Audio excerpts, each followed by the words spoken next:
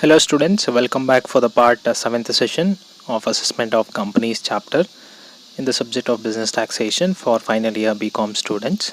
The last session we have solved the illustrations related to MAT as well as the tax need to be paid under normal provision, ultimately how the company is going to pay the tax. So now in this session also we are going to solve some more illustrations which the company how they will pay the tax if finding out normal provision as well as MAT. PQR Limited resident earned a net profit of rupees 14,25,000 after adjusting the following items to its profit and loss account for the year ended 31/3/2019. So in the illustration they have not given the table but they have given the information in sentence wise. First, we have items debited to profit and loss account. This is the portion which we have profit and loss account debit side. So I can say these are all the expenditures. One is proposed dividend we have. Then cultivation expenses. Cultivation is an activity which will be done in agriculture. So for that they have given some expenditure. Then we have provision in sales tax paid before the due date. Provision for loss of subsidiary. Provision for income tax. Provision and reserves. Expenses on purchase of equity shares, depreciation, corporate dividend tax. Then we have items credited to profit and loss account. So this is the credit side portion in the profit and loss account. Usually it will have some incomes.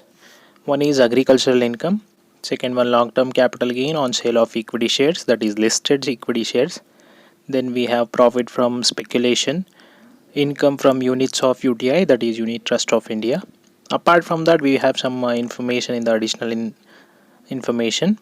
One is depreciation include rupees 2 lakh on account of revaluation of fixed assets. Depreciation allowable as per IT rules is rupees 3,60,000. Carry forward business loss and unabsorbed depreciation for the 3 years they have given for 2014-15, 2015-16, 2016-17. So in these 3 years they have given the business loss and unabsorbed depreciation. They have given on the both the situations when it is apply for as per books of accounts and also for income tax. You are required to compute the tax payable by the company for the assessment year 2019-20. In this illustration they have asked us to find out how much the tax need to be paid by the company. They have not detailedly told about that we need to find out tax under normal provision or we need to find out tax under MAT. But in case of this they have said how much the tax will be paid by the company. So it is clear that we are supposed to find out first normal provision tax and then MAT tax liability. By comparing those two, whichever is the higher amount will be paid by the company. So that is the tax amount they are going to pay to the tax department. Let us start with the first part, that is tax liability under normal provision. So under that we'll have 3 steps. First step is to find out income from business. So for that we need to see the company name is PQR Limited. In the solution you can see the format which I have already made. Computation of taxable income from business of PQR Limited. So this is the first step while finding out normal tax liability. So first I am supposed to take always net profit. So as they have already given in the sentence itself, net profit of rupees 14,25,000. So that amount I am supposed to take under income from business. After taking net profit I am supposed to add the first item, that is non-business expenses debited to profit and loss account. So they have already mentioned what all the items will come under debit side of profit and loss account, but they have given in a sentence wise. So we can consider that those items which is placed in the non-profit and loss account debit side, from those we are supposed to take non-business related expenses. You can see items debited to profit and loss account. On that the expenses will be there. On that expenses I need to take non-business related. First one is proposed dividend. As I told you, any dividends, any debentures, bonds, those are all always will be non-business. I have taken that. Then we have cultivation expenses. So remember, cultivation is the activity which is related to agriculture. So it is not related to business. That is the reason I'm taking it. Cultivation expenses 2,10,000.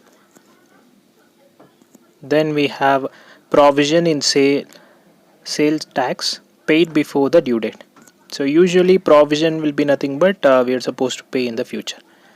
So here, whatever the sales tax provision is there, it is already paid before the due date. That is the reason we are not taking it. If it is already paid before the due date, then it will not be considered as provision. So that is the reason it will be excluded. Then we have provision for loss of subsidiary. So in order to make payment for loss of subsidiary, that is 1,60,000 we are supposed to take. Then we have provision for income tax. So income tax is a direct tax. Any direct taxes, any provisions, any expenditures on that will be always non-business, 70,000. Then we have provision and reserves. So they have given direct heading. Provision and reserves always will be non-business, 35,000. Then we have expenses on purchase of equity shares. So any purchases or any expenditure which is made on capital assets, capital expenditure always will be non-business only. So expenses on purchase of equity shares 15,000 we are supposed to take.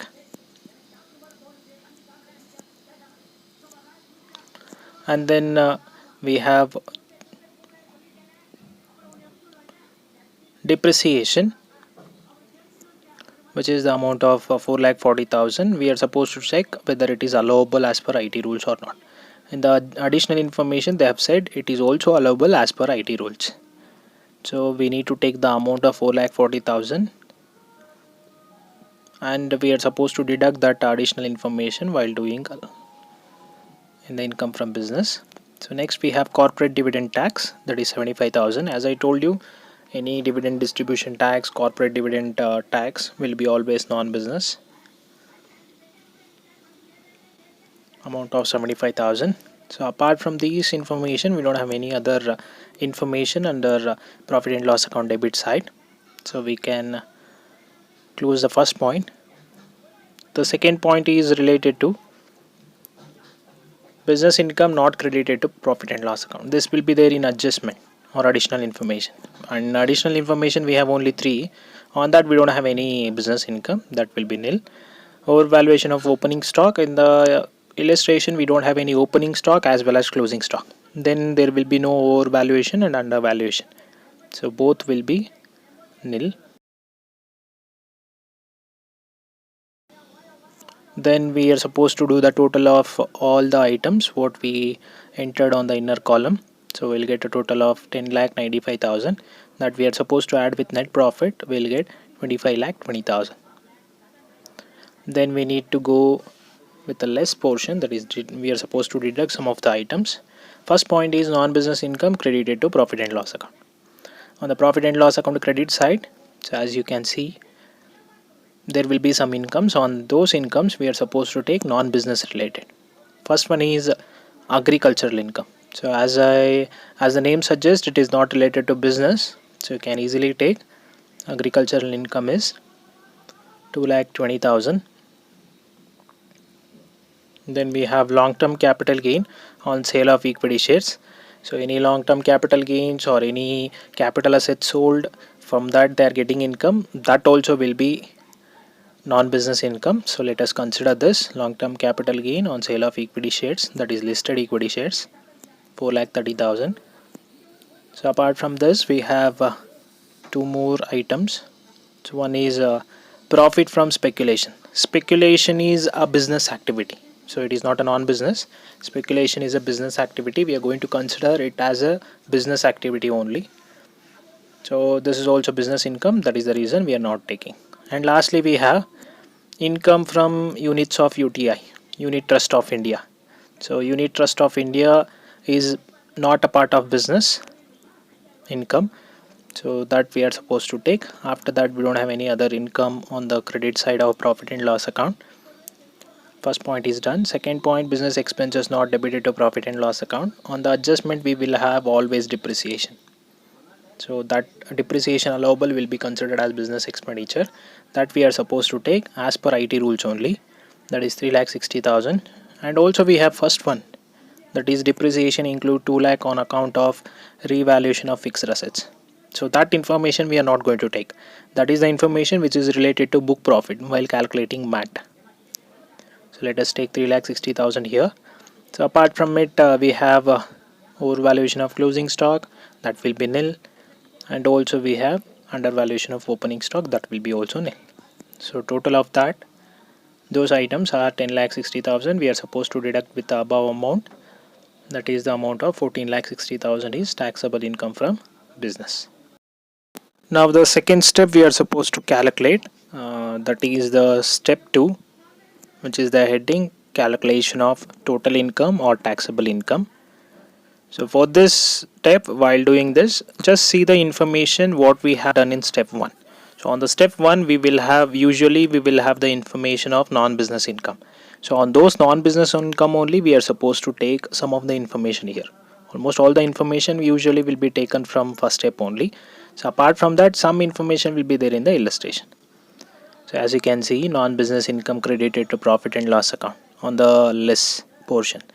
So we have 3 incomes. So on those 3 incomes we are supposed to take while doing total income or taxable income. Some of the information will be there on the illustration also. So let us consider and let us start with it. So always while starting computation of total income, we are going to start with income from house property. So we don't have any house property income in the step 1. Second one is income from business. This is the income we got as a total of the first step, that is taxable income from business, 14,60,000. So this is the income which will be generated by the business. Amount of rupees 14,60,000 in inner column, because we have some loss and unabsorbed depreciation that we are supposed to deduct. In the illustration point, that is a credit carried forward a business loss and unabsorbed depreciation, we have in both the cases. One is as per books and also as per income tax. As we are solving under normal provision, we are supposed to take as per income tax. So we have depreciation of 3 years. We are supposed to add all those amounts and we need to take it as total. Less brought forward and absorbed depreciation, 2,80,000 plus 1,50,000 plus 2,10,000. We'll get 6,40,000. Next we will take the business loss. So we have a loss for 3 years. Let us take all that. 1,20,000 plus 1,80,000 plus 1,20,000. Less brought forward business loss. With the total amount, we are going to get 4,20,000. By deducting those two from the business income, we'll get a total of 4 lakh. Then the next head of income is income from capital gain. Let us check this. Do we have that in the step 1? In the step 1, on the non-business income side, we have long-term capital gain on sale of equity shares, that is listed shares. So for this point, I need to say some information. Before 1st April 2018, the long-term capital gain on sale of equity shares, that is listed shares, will come under the section of 10 subsection 38. This section is exempted from the tax, is exempted from the income tax. We are not supposed to take. But from 1/4/2018 onwards, this long-term capital gain on sale of equity shares, that is listed equity shares, will be taxable if the amount of that income exceeds rupees 1 lakh. If it is exceeded 1 lakh, then it will be considered for tax. That is the reason I'm taking it. If it is exceeded 1 lakh, then I need to take the amount, that is 4,30,000. Then apart from this, in this head, I don't have any other long-term capital gain or short-term capital gain or any sale of capital assets. Then I need to take income from other sources. Apart from that, we have 2 more incomes. One is agricultural income and one more is income from, usually agricultural income is an exempted income in India. Then also we have income from units of UTI. So any income which is came through UTI is also exempted. Then we need to do the total. Apart from that, we don't have any other income on the credit side of profit and loss account. So gross total income will be 8,30,000. Next we need to go with the deduction under section 80G to 80LA. So let us check for this, do we have any donations in the illustration first. So we don't have any donations in the illustration. Apart from that, they have not given any other information to take deductions. So let us consider it as nil. So total will be 8,30,000 only as taxable income or total income. Next, let us calculate with the third step, computation of tax liability under normal provision. First, always we are going to take with the short term capital gain of 15%. For this, check the second step. On the capital gain, we don't have short term capital gain, so that will be nil. Then we need to go with the long term capital gain of 20%. But in the illustration, we have long term capital gain on sale of equity shares that is listed. As I told you, the long term capital gain on sale of equity shares, that is listed equity shares, is exempted before 1/4/2018. After 1/4/2018, it is taxable. But if it exceeds 1 lakh, if it is exceeds 1 lakh, we are supposed to take 10% on it, not the 20%. It is only applicable for listed equity shares. So that is the reason I have calculated 10% on that. Then we don't have any other casual income. So apart from it, casual income will be nil. Apart from that, we need to take other income. So just take the total income. Total income is 8,30,000. From that, deduct the 4,30,000. For that, we have already paid the tax. For 4,30,000, we have already paid the tax. That is the reason I need to deduct that 4,30,000 from 8 lakh. I'll get 4 lakh balance. On that balance, I need to charge 25% because gross total income doesn't exceed 250 crores. Then I'll get the amount of 1 lakh. Total will be 1,43,000. Surcharge is nil because total income doesn't exceed 1 crore. You can see here. So that is the reason surcharge will be nil.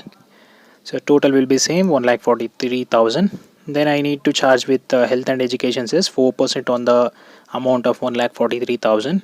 I'll get an amount of rupees 5,720. So total tax liability under normal provision is 1,48,720. Now we are supposed to find out the tax under minimum alternative tax 115 JB. So let us start with that. So first we are supposed to see the format. Only the items which is related under that format usually we will consider. So apart from that, we won't take any other informations. So let us see the format first and then we can go on with the solution. Only these items will come under book profit while calculating it. One information I need to say while adding it, we need to consider if the information is related to exempted incomes. On any exempted incomes, if they have done some expenditure on it, then that expenditure will be added.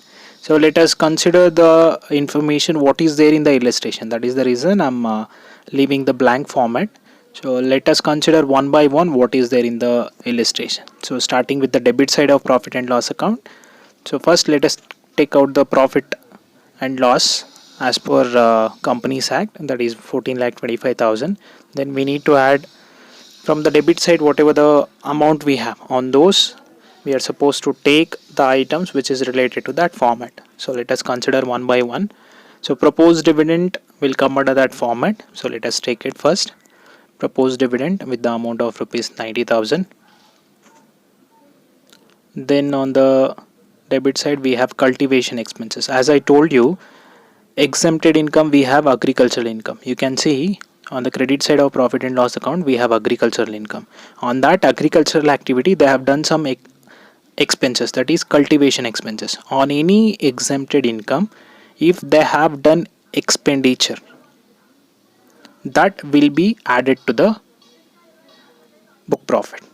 So exempted income is agricultural income. On that they have done some cultivation expenses, that will be added to here. Then we have the next item of provision in sales tax. So as it is paid before due date, then we are not going to take it any further as provision, so that we are not taking. Then we have provision for loss of subsidiary, that is there in the book profit while adding it. So let us take it. Provision for loss of subsidiary 1,60,000. Then we have the amount provision for income tax. So income tax related we can easily take, and also they have mentioned it as provision. So let us take it, provision for income tax 70,000. Then provisions and reserves. So they have already given the name itself, provision and reserve. Usually we will consider under book profit while adding it. Provision and reserves 35,000. Next we have expenses on purchase of equity shares. So let us talk about this first. Long term capital gain on sale of equity shares, that is listed 4,30,000. On that they have done some expenditure. As I told you in the previous session only, any long term capital gain on sale of equity shares, that is listed shares, will come under the section of 10 subsection 38, that is exempted from the income tax if it is before 1/4/2018. From the date of after 1/4/2018, the tax exemption has taken out. That means the exempted became taxable. So now that long term capital gain on sale of equity shares is considered as taxable if the amount exceeds 1 lakh. It is also exceeded, it is also taxable, then it is not an exempted income now. So if any expenditure on that will not be taken here, because long term capital gain on sale of equity shares is not an exempted income. If it is not an exempted income, any expenditure on that will not be taken here. And one more information, if it is exempted, also on that situation we are not going to take, as MAT while calculating under minimum alternative tax, we are not taking the section of 10 subsection 38. So in case of exempted, in case of non-exempted, that is taxable, in both the situation we are not going to take the amount which is related to long-term capital gain sale of equity shares, that is listed shares. Along with that, any expenditure on that will be also not added to book profit. Next we have depreciation with the amount of 4,40,000. As per Companies Act, depreciation is 4,40,000. That only we are supposed to take. We have also one adjustment, that is depreciation include 2 lakh on account of revaluation of fixed assets. They have done some revaluation on fixed assets. On that also they have charged depreciation of 2 lakh. That amount is included on 4,40,000. Don't include again here. So while taking depreciation on the add portion, we are supposed to take the depreciation including with the revalued assets depreciation. So they have said it is already included, so we are not going to include again.